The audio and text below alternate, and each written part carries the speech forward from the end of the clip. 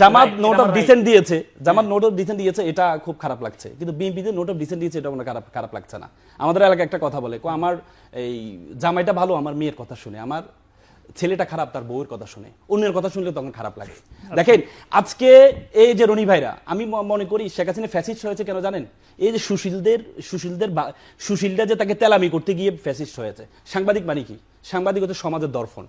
সাংবাদিককে মানে আয়না স্বরূপ, সংবাদদাতাকে আয়না স্বরূপ বলা হয়। আর আমাদের শরীয়তে যেটাকে বলে একটা মুমিন আয়না স্বরূপ। আয়নাতে আপনি কি দেখবেন? আয়নাতে আপনি দেখবেন আপনার মুখে কি দাগ আছে, সেই দাগগুলো দেখবেন। আয়নাতে আপনি সেটা দেখবেন। আজকে সাংবাদিকরা, আপনি দেখেন এই রনি ভাই যে এই সাংবাদিকদের যে প্রোগ্রামে গিয়েছিলেন, উদ্বোধনী বক্তব্য উনি দিয়েছেন, 7 মিনিট কথা বলেছেন, আমি পুরো বক্তব্যটা ওনার শুনেছি। ওনাকে ওখানে গিয়েছে, আমার খুব ভালো লাগতো যদি রনি ভাই সেখানে তারেক রহমানের ভুলগুলো ধরিয়ে দিতেন।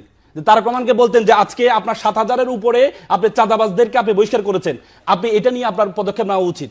আপনি নিজেদের কোন দলে 70 থেকে 80 জন মৃত্যুবরণ করেছে, এটা নিয়ে আপনার পদক্ষেপ নেওয়া উচিত। আপনার ছাত্র দলে যে এই যে বিভিন্ন ছাত্র সংসদগুলোতে আপনার যে ভরাডুবি, এই ভরাডুবি কেন হচ্ছে? কারণ রনিবের যে বয়সে, আমার যে বয়স, এই বয়সে প্রত্যেকটা ইউনিভার্সিটির যে সভাপতিগুলো ছাত্র দলের, এই সভাপতিগুলো সেম বয়সের, অথচ তারা এখনো ছাত্র দলের সভাপতি, আর আমরা আজকে পেশা আসছি 10-12 বছর।